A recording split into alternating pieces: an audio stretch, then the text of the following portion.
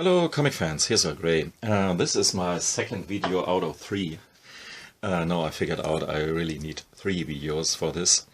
The second video out of 3 in which I talk about, or have talked, will talk about, this pretty huge shelf over there. Most of it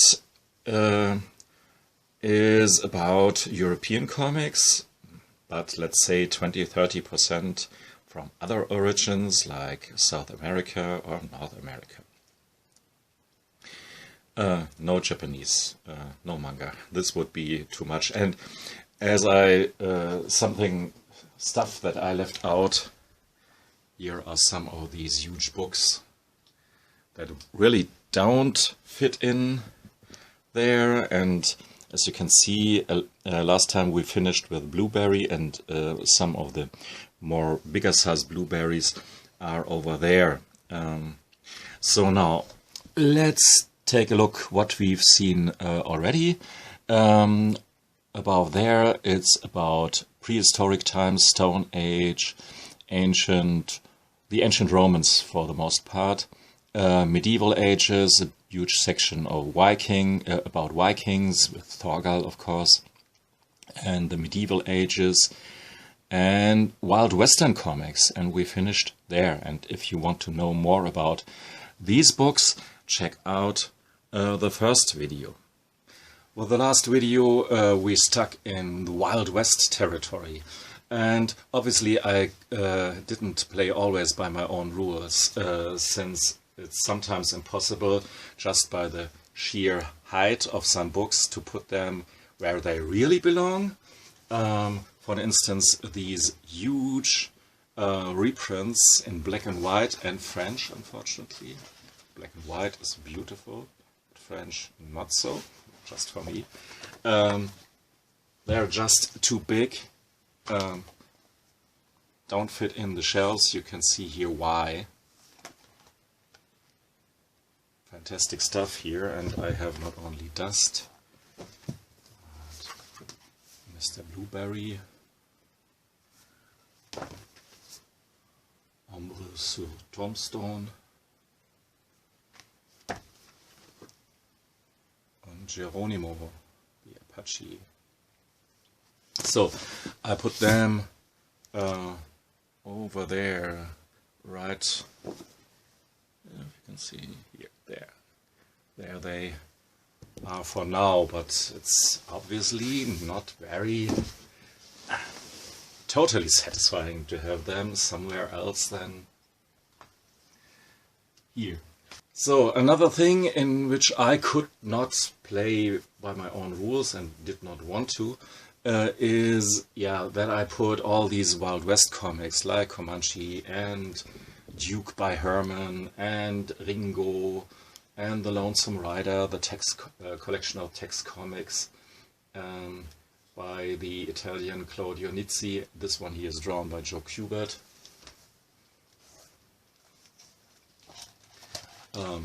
Very standard, classic Wild Western hero. Here's a free comic book issue with text stuff. So I have text in English, text in German, here oversized stuff, and lots of Lucky Lukes, of course.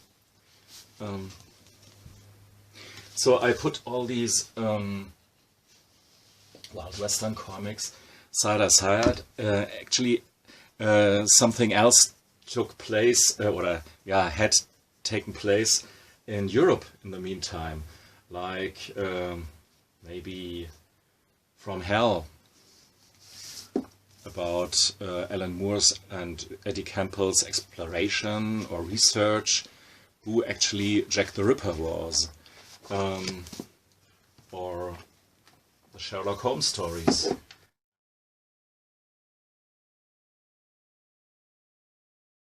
A German comic done by German creators about the colonization or the exploration of Africa in very good black and white, a pretty seducing black and white style. So, and of course here we have, since we're talking about stuff that took place during the Wild West days of the USA, here's something else that took place in Europe, in France. The insurrection of the Paris Commune, 1871, the power of the people. My son did a video about this here because he's very much interested in the subject matter.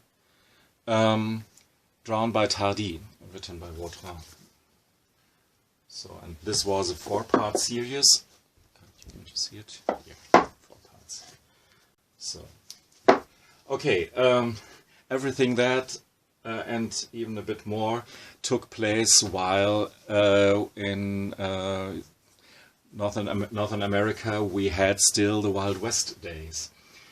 So, but I didn't want to mix that up because it would be too much of a mess. And somehow I think it's close to impossible to put these comics about the Wild West days of the USA into somehow real historical sequence.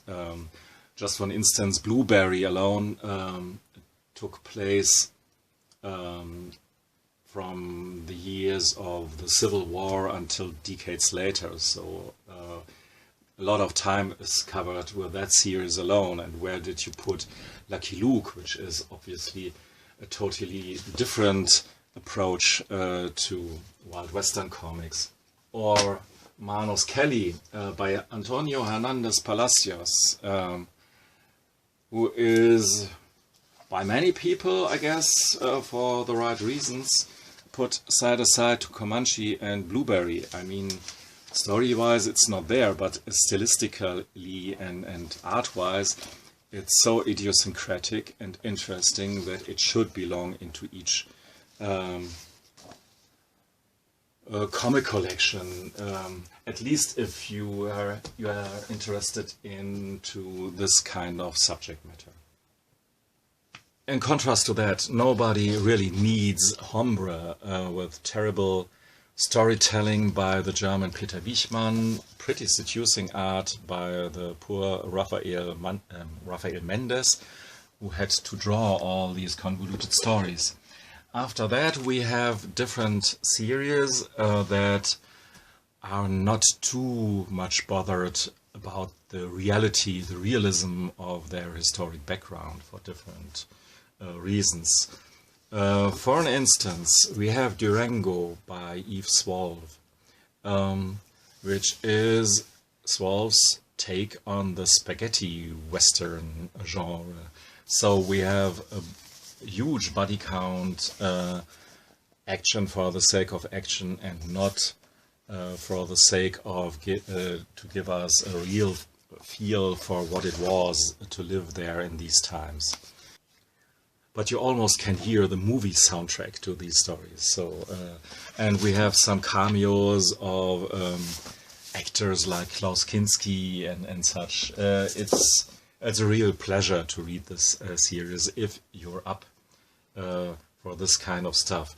And then it's followed by Jodorowsky craziness in the fantastic series called Bouncer.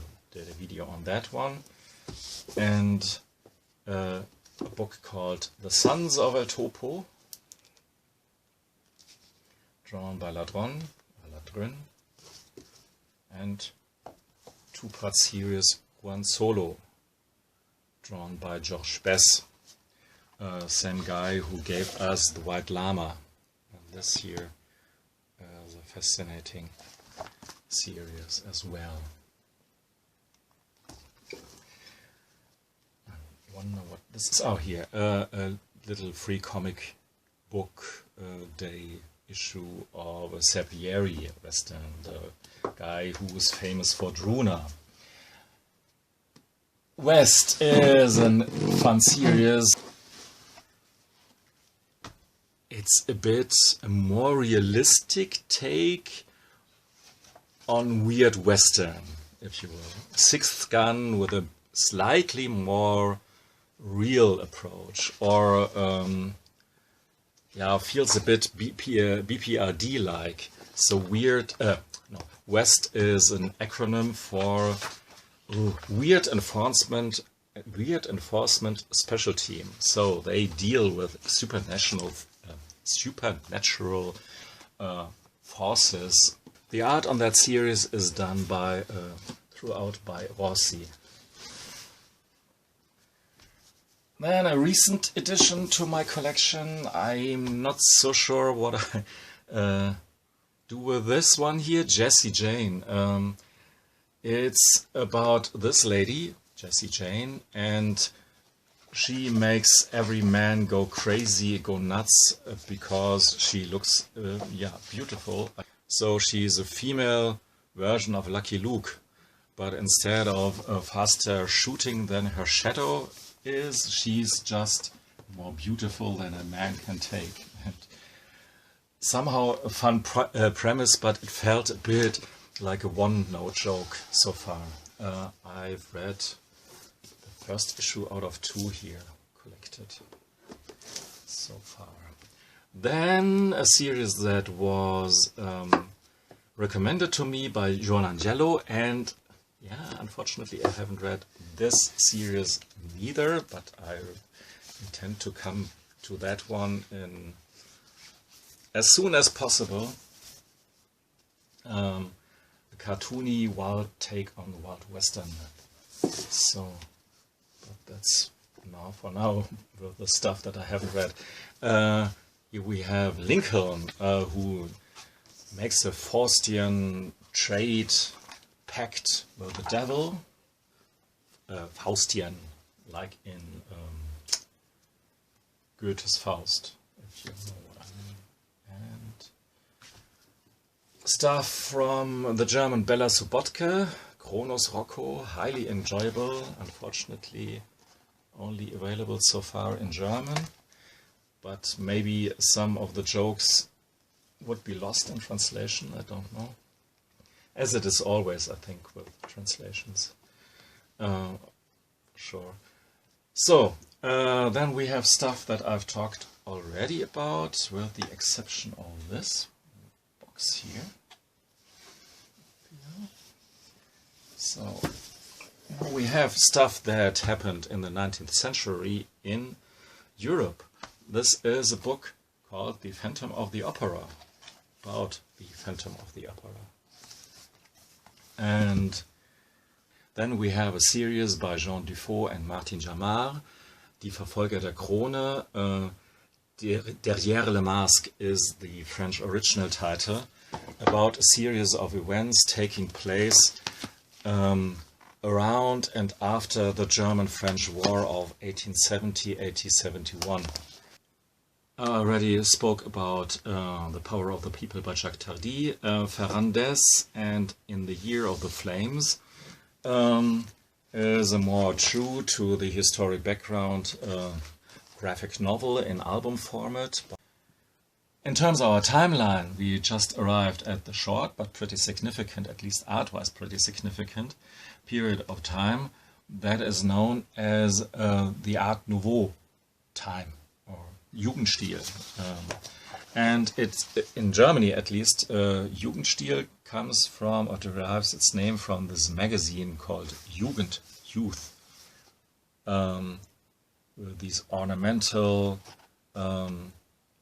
arrangements and patterns, highly decorative. And here I have a collection of devoted to this magazine called Jugend, Youth. And pretty interestingly, some of the comics that play in that period of time take some stuff from this art style, like Felina from the unforgettable Annie Götzinger. It's sort of an Art Nouveau, Jugendstil Catwoman character. And you see on many pages, which is not so common for European comics at least. I mean, in America it's pretty common, but to use your panel layouts like this here, especially this one here. It's very Art Deco, Art Nouveau, stylish. So beautifully rendered comic here.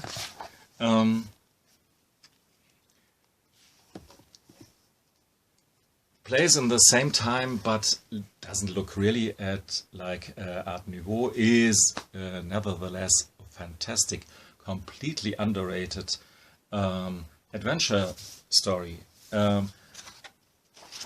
I think for the most part because of the art that doesn't strike your eye immediately as so special, but it's a fantastic adventure series.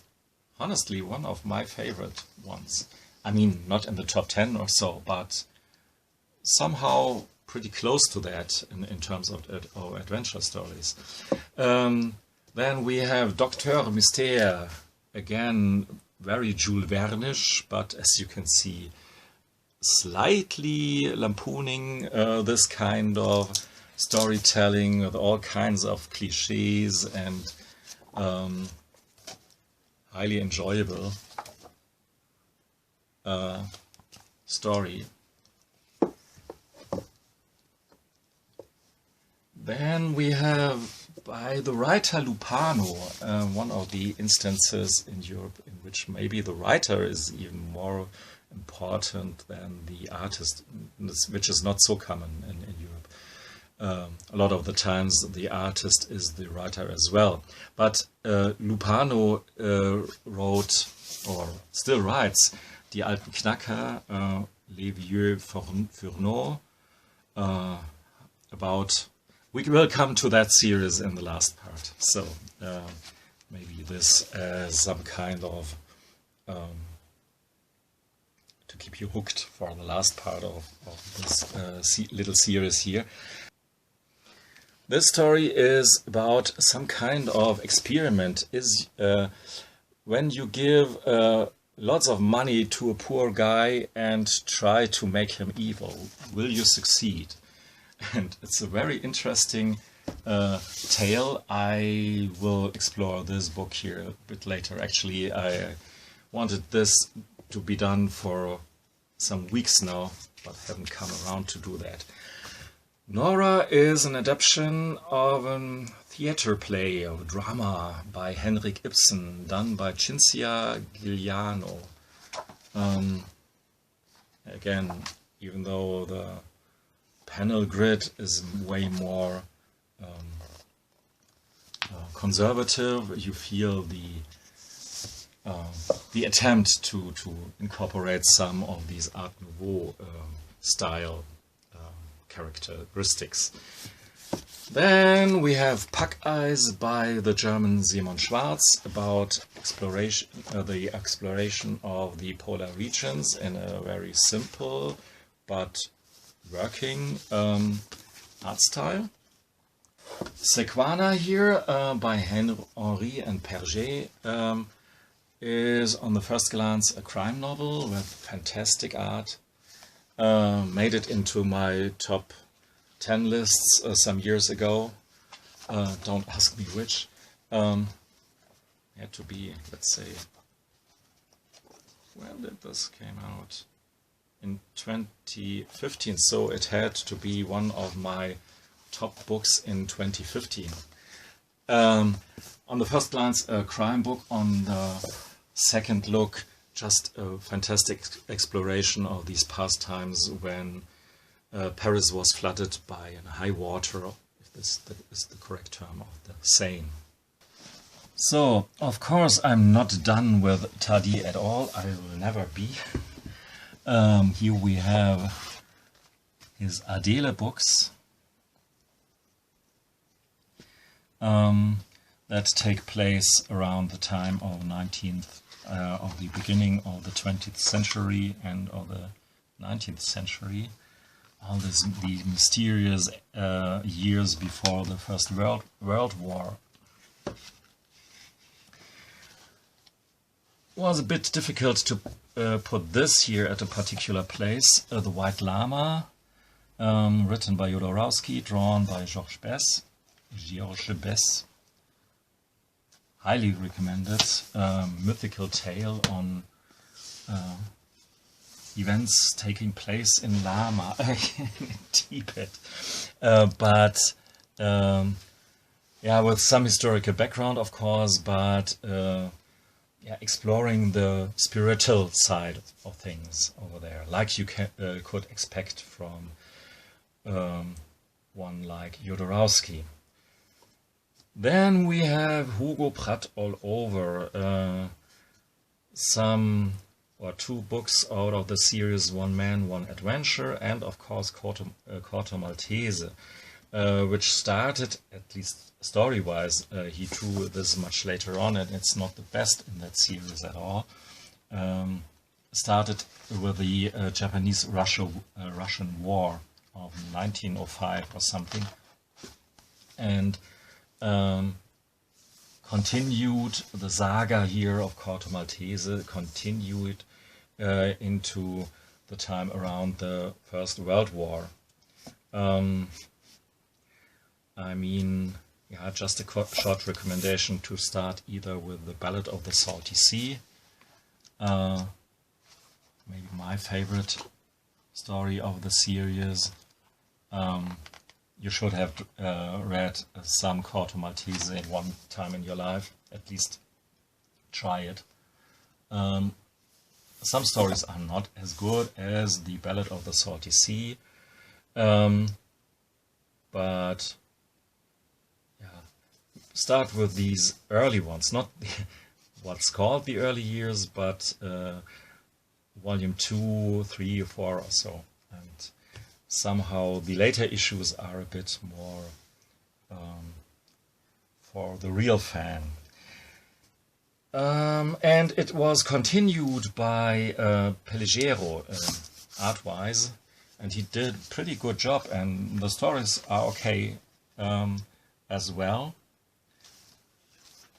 But it's always a problem, I think, to take this kind of franchise and continue with it, because you can't really do your own thing with it, at least art-wise. The fan demands some kind of similarity, so yeah, it's a bit difficult, but they did it pretty well. Then a free comic book issue of The War of the Little Boys, Der Krieg der Knirpse, the little lads. I read it, but I can't remember it. Still, I think it was a pleasurable read about these kids having to survive when the First World War took place. A straight, yeah, maybe the most true to the subject matter story here is Mother War, Mutterkrieg by Mael and Chris. On the absolutely just on the surface level, it's a crime story, but what it really portrays here is the war and all its brutality, and you have even depicted here the first experiments with tanks in a war and what that really meant for the soldiers involved. Highly recommended if you're somehow just a bit interested in the historic events of the First World War.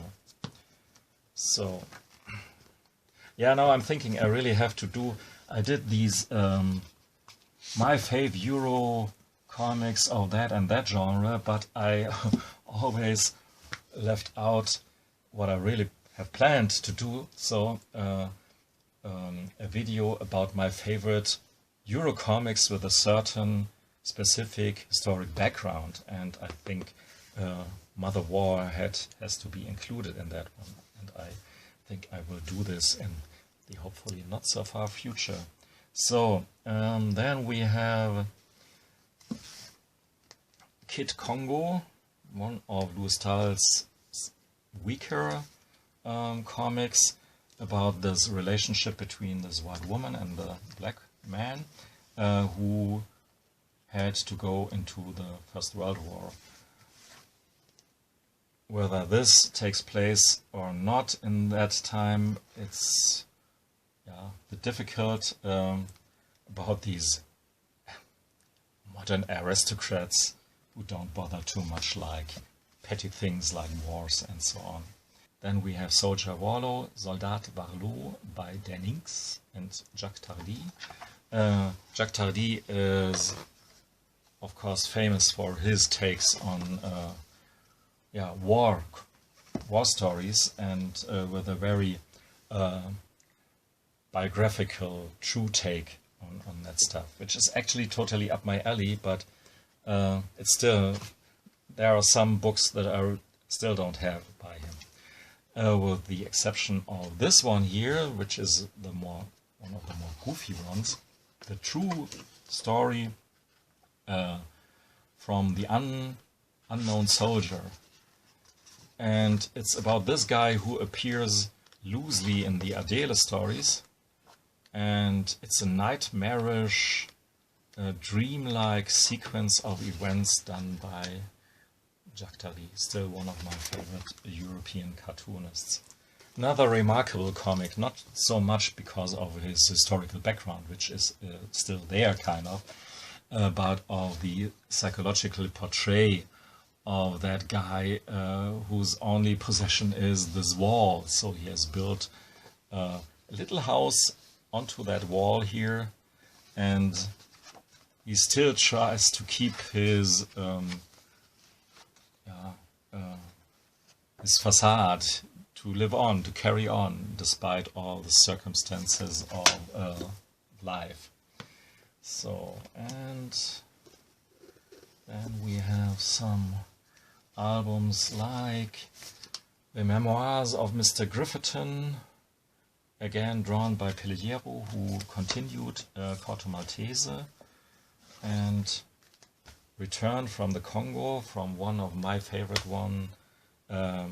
artists, European artist, Hermann, written by Yves Hermann. Then we have Freistaat Flaschenhals, about real events, true to the fact, about a region that was left out of the Versailles Contract of 1918. So there was a region between Germany and France that had no government or whatever at all, so they were pretty much left on their own devices. So it was anarchism for real, but not in a fun way. Now obviously we have arrived in the times after the First World War, and we're in the 20s with Jason Lutz's fantastic opus Berlin. Did a video about that one here. One of my favorite comics with a particular historic background, and a very, very true and charming, sad actually, portray of Berlin in the 20s, because it shows the other side of Berlin, and before it all was conquered by the Nazis. Then we have more books by loustal. The Ladies around Henry Cox and the brothers Adamov, about two mob brothers. Then we arrived in the era of the Prohibition in the US, and many comics that reflect on that subject, more or less. Monroe, private detective story. Spaghetti Brothers by Trio and Mandrafina, collected in 3 volumes, highly recommended. And of course here my box with Jordi Bernet and Aboli, Torpedo drawn by Jordi Bernet, written by Aboli. Highly recommended stuff. And here it's right there in the title when it takes place, 1936. Got these IDW hardcovers collections in the meantime in English to join my German translations. Then we have a little, not so little album, Double Seven by Jan and Juliard, about this soldier flying a plane and fighting for the Spanish government against the soldiers of the fascist Franco. Totally different subject matter. Bloch, the King of Paris, about the French Bohème. And one more book by Annie Götzinger called Die Diva, about this actress, singer, that sort of tolerated, co-worked with the Nazis.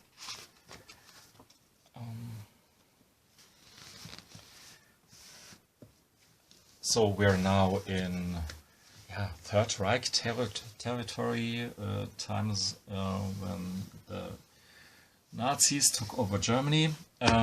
Death of the Comic Writer, a cartoony take on these times with a crime story, but you still get a pretty good feel for the historic background in which the story takes place. And now we have to switch the shelf. But before we go to this little, not so little shelf here, the last for today's video, I wanted to mention two complications in terms of how to put these books here, right? I mean, we've lost, we left the 19th century for quite a while now, but actually I pondered a while to put these two books here into that section, because these are the first comic books, in a way, for me as a kid, because everyone here in Germany, and maybe not only in Germany, knows about these two characters, Max and Moritz. They had these silly adventures. They were really brats, and their jokes were not as harmless as you can see here. And they were conceived and drawn by that guy here, Wilhelm Busch. And Wilhelm Busch is, for many people, considered to be the first cartoonist of all. There was this Swiss one, Rudolf Töpfer. Maybe he came before, but anyhow, if you ask a German, it was Wilhelm Busch.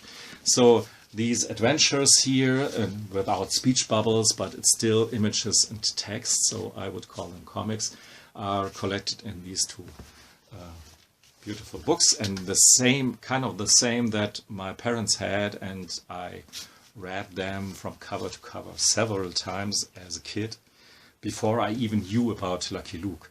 But I put these books here in a small section at another place in my collection that is more concerned about the history of comics, like this Jugendbook book about the magazine Jugend that I've shown you before.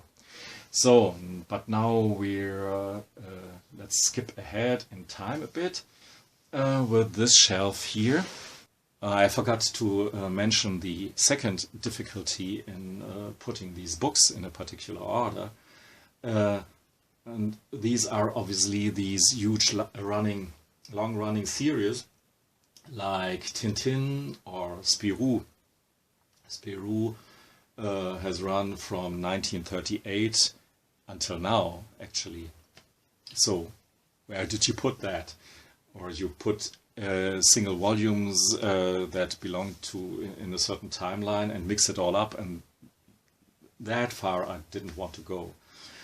Same with all the other stuff here. So yeah, let's see. There's some reasoning behind it, and sometimes it's just random, I have to admit. Not random at all is that I placed 120 Rue de la Gare by Jacques Tardi, an adaptation of a crime novel by Léon Mallet.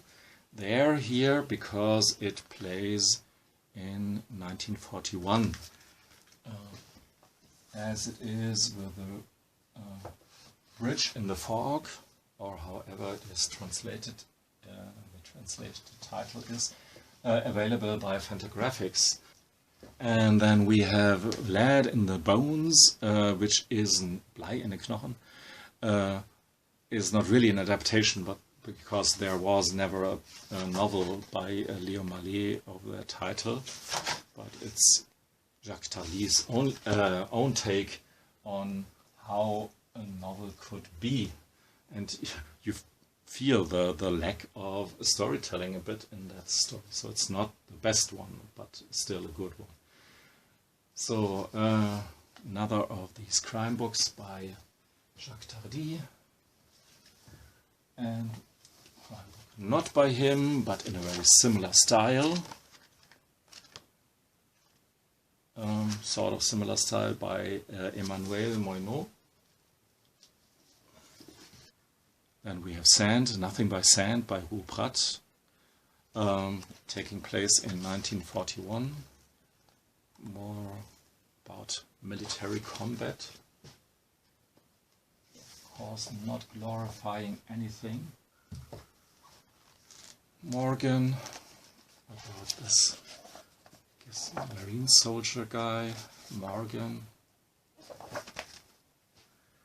And 3 books in which I had a bit of difficulty in finding the exact place for them, and but I wanted to put them together since they're all 3 biographies, all 3 written by Sampaio. These 2 drawn by José Muñoz about Carlos Gardel, the Argentinian singer, Billie Holiday, and this one here drawn by Igor, I guess he's an Italian, and written as well by Sampaio about Fats Waller.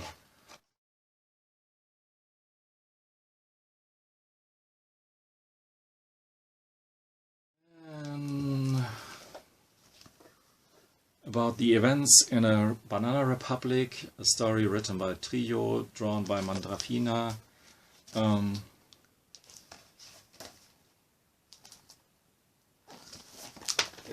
It's a bit of a pain to go through these fantastic books here so quickly.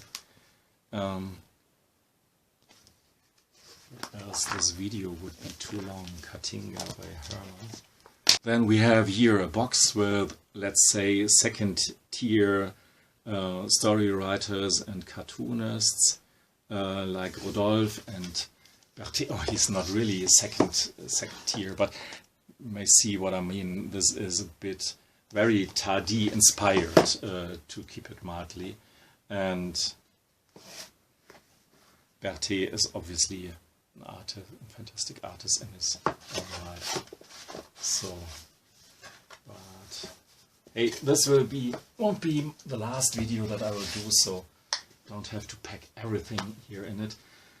Then we have Tintin, and I never had a complete Tintin collection, and as a kid I was not a Tintin head at all, but the fascination for Tintin came later on with my own kids, when I saw how much fun they had with Tintin adventures, and that was the time when I guess bought this book here, The Secret of the Unicorn, with this nice submarine and all, and Captain Haddock and all. And so these are the very well-read books, a bit destroyed by my kids, not as much as the Asterix though, but still there. And I looked for these reprints that were true, or that republished the original newspaper strips by Hergé. I mean, the later efforts on Tintin were almost a bit factory, or it was his studio as much as his own creation later on. This here is just him doing these newspaper strips, much more minimalistic, but very charming in their own way. So I have Tintin in America, Tintin in Congo, of course, not political correct at all. And Hergé is some kind of, yeah, an ambivalent figure because he collaborated somehow with the Nazis. I haven't come to some kind of conclusion what my opinion is about it. Maybe I can't have an opinion about these times in which I haven't been. So all I can say is that I enjoy Hergé's comics very much still. So then we have Spirou from the first beginnings to the more recent ones. I did a video about this, so I don't have to talk about these books here. A little other series drawn by Tardi of Isnogut and written by the author of Asterix, René Goscinny. So just by the authors, you know that this is really no cheapo gimmick at all, even though this comic book here is. But yeah. Then what's there? Oh, another little humor series, Die Müllers, the Müllers, by Juan Serron, who later on, or at that time, created another series called Die Mini-Menschen, the Mini-Humans, the Little People. Don't have that yet. And the complete collection of the Adventures of Blake and Mortimer. Yeah, fantastically drawn. The storytelling is, to be honest with you, all over the place, very wordy, very convoluted.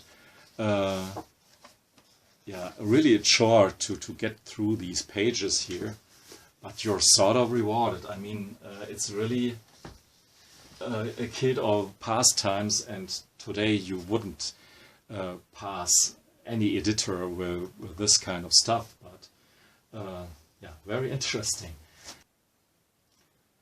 After that we have André Franquin's. André Franquin is mostly famous for his take on Spirou, his complete black thoughts, and drawn in these black silhouette kind of stuff, in which lots of turmoil and accidents happen, and not always really real funny. It's more, yeah, as the title says, black humor. One shelf below we have Harry und Platte, Tiff étendu, drawn by Will. This is the collected edition of these two characters. Yeah, very old school cartooning, old school adventures, but yeah, I like this kind of stuff here. More in the Ligne Claire vein is this series here by Jacques Martin, around this guy L. Franck. Pretty wordy, but yeah, classic adventure stories without hidden meanings at all, just telling you the story as it is, and in a matter-of-fact style. The more complex stuff happened later on in the series, even though here it's still just Jacques Martin who's mentioned on the spine of the book, but as you can see here, lots of other artists are involved, and for the good of the stories, because the stories became later on more interesting, I feel, even though Jacques Martin has obviously a big say what should be done with his franchise in a way. Then we have Maurice Tillieu, one or the other great Belgian guys, with Gilles Jordan, or in German Jeff Jordan, a private detective series. If you're interested in these more or less cartoony with a realistic background and realistically drawn setting and gripping adventures with more or less cartoony characters, then you're in for a treat. Jeff Jordan is, yeah, fantastic, absolutely. Highly recommend. From, let's say, Elfran, Harry and Platze, Spirou, even Sophie, it's my favorite series of this kind of stuff. Not so much it's true for The Adventures of Marc Jaguar, which was a similar story with a similar cast of characters, but just before Jill Jordan, and was not really there.